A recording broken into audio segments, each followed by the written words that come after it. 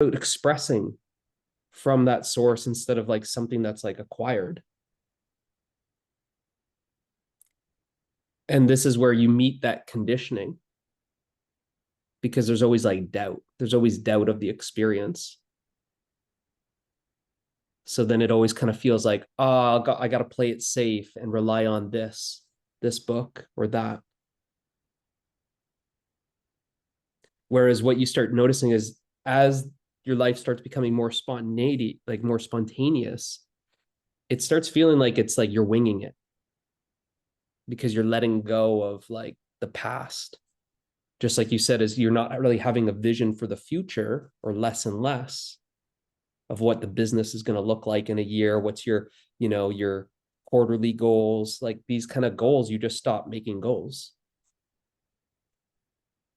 because it's this moment so alive that when you're living totally, you're not thinking about past, you're not thinking about future. There's only this. And this is the totality of the moment.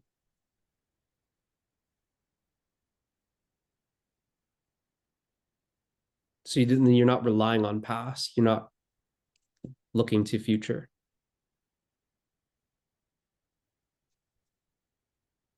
And this is where everything is just springing forth.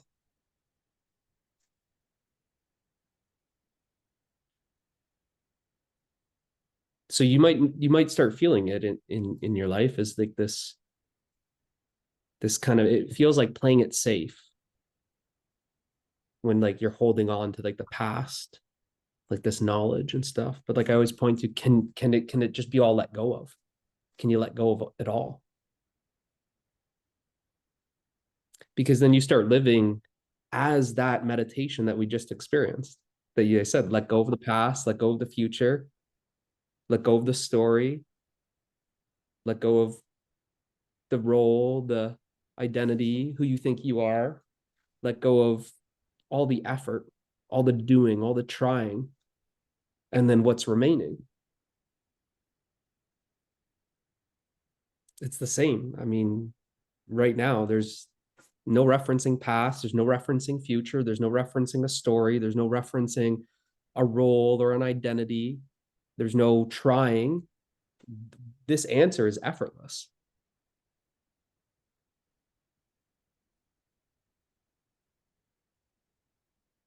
And that same, we pointed at, it's not suffering, there's no conflict,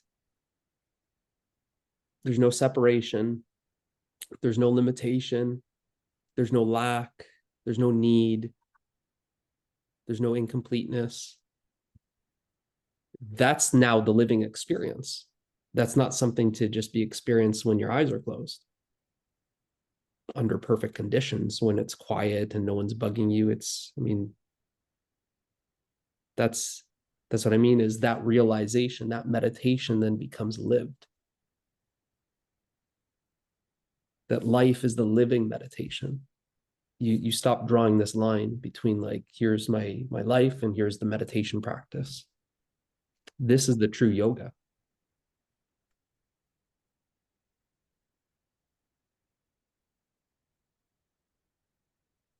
When it deepens, then you start realizing that yoga is what you are, it's not what you do.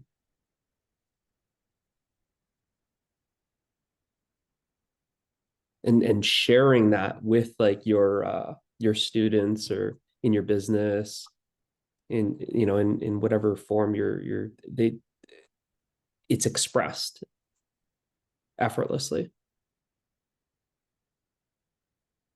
It takes effort to like read books and reference a book and make sure you got it right and make sure you said it correctly.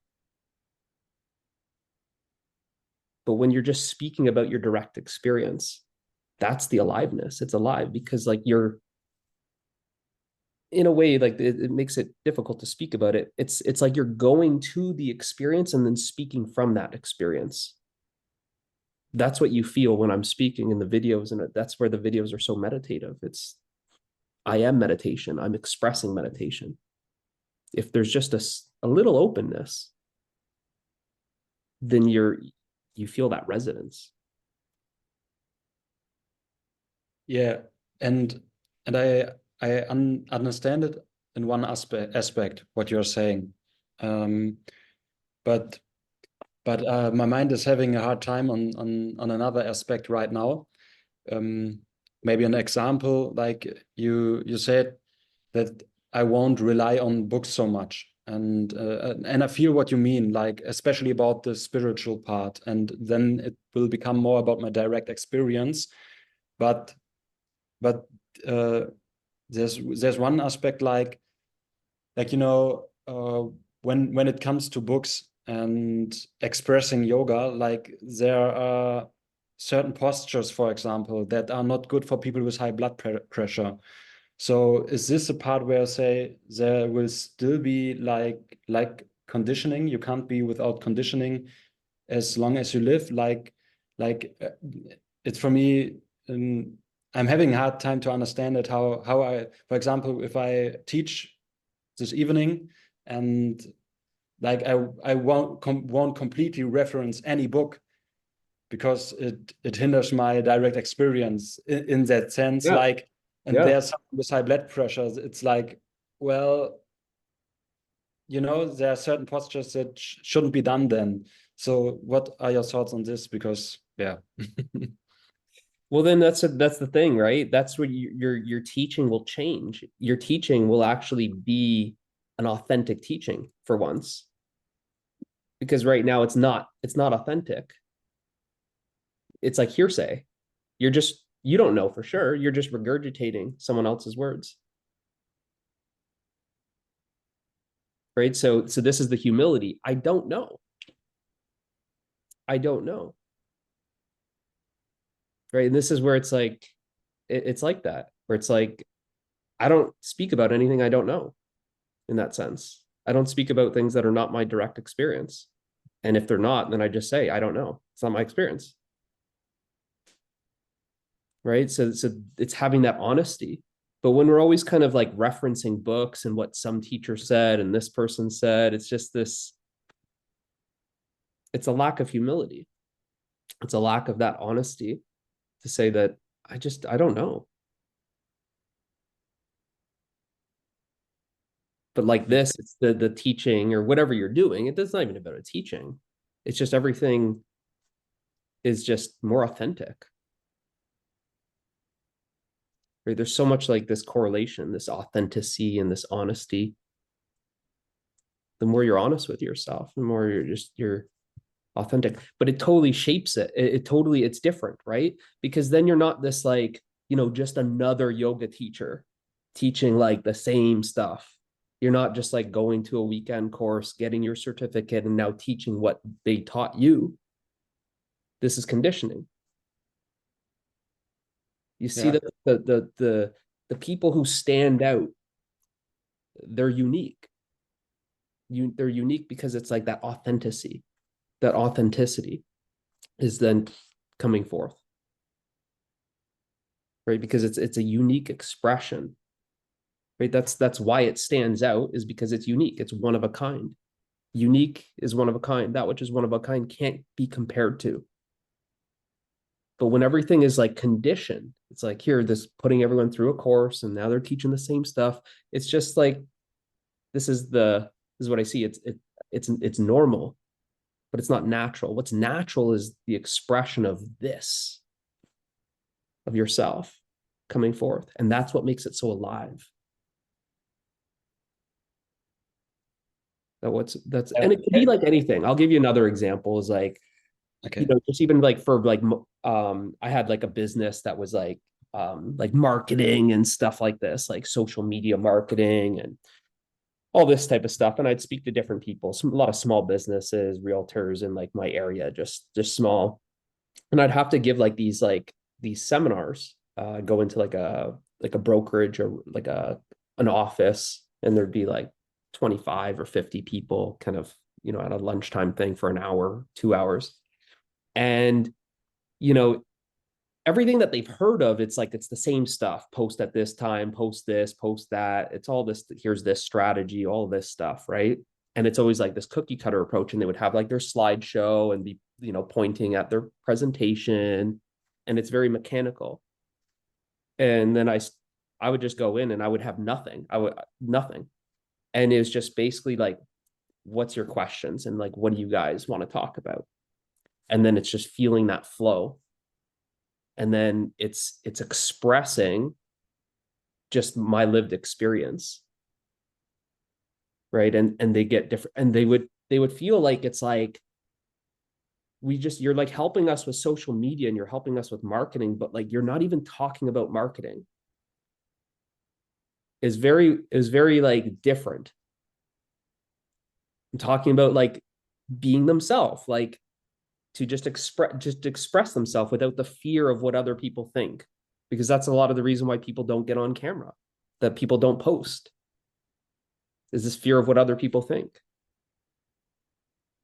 I'm telling them like, no, share like your interests, your hobbies, all of that stuff. Even if you're a realtor, like share that, because that's what's going to make you stand out compared to the other realtor, the other business. If everyone's saying the same stuff, then how are you going to stand out? You just get lost in the noise. When you follow the crowd, you get lost in the crowd. But it's this acceptance of yourself. Accept yourself and express. And it was a very simple message, and it was like, it was just received. It was received and totally different, where they're like, yeah, like it all boils down to that. It doesn't matter, like these strategies, all these social media strategies and all that stuff.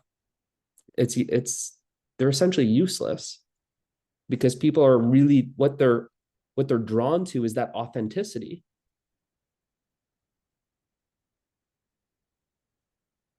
Right? So it's just like, you can't be fake.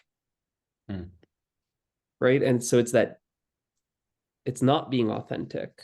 That's what most people are doing. And it's like this regurgitated information. But it's like, that's, people want that, like that realness, that authenticity, that aliveness, that uniqueness. It's all like different words for trying to speak about that which is intangible. But that's what it kind of comes down to. So, and that's the fear that comes up, like these thoughts that you're experiencing, because it's a letting go of the known. That's what it comes down to. Yeah, it feels like a really big step doing It this. is, and it's big for it's big. I mean, we could say it's big for everyone.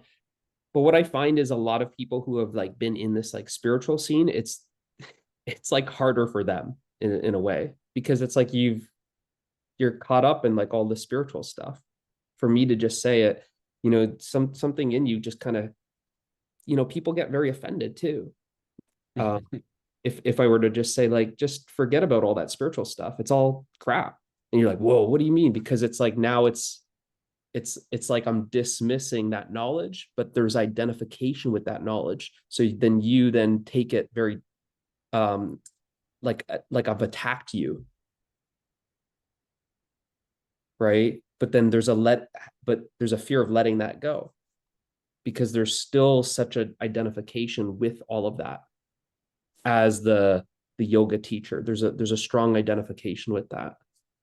So it's just like, can there just be letting it go? If you let go of all that knowledge, if you let go of who you think you are, if you see that that's not actually what you are, then what you will experience, the true yoga.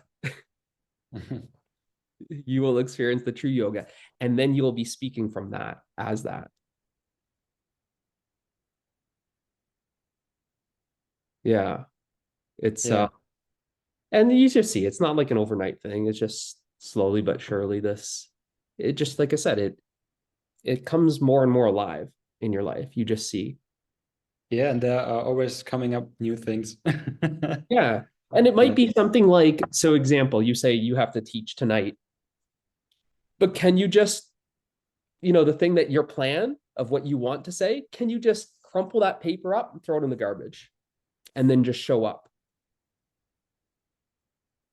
Now, I'm not giving you crazy advice. Like, do you see, like, I don't have a plan here. Like, if I were to show you my table that I'm at a kitchen table, there's no plan, there's no paperwork, there's no purpose, there's no objective, there's no goal. There's no like, what do I want to achieve? You see how I just started the meeting. What do you guys want to do? Right. So it's this letting go of control. There's no control. There's no, and like this, then that's where like the teaching, it's like alive. It's living. It's not something that's like coming from a book that then I'm saying, I read this in a book, so now here, try it. It didn't go down like that. It was, what do you guys want to do? You said meditation. Then there was this meditation. But I've never taken a course on guided meditations or anything like that. Right. So then it's like it's authentic. You're just sharing your heart. Like you're just sharing what you are.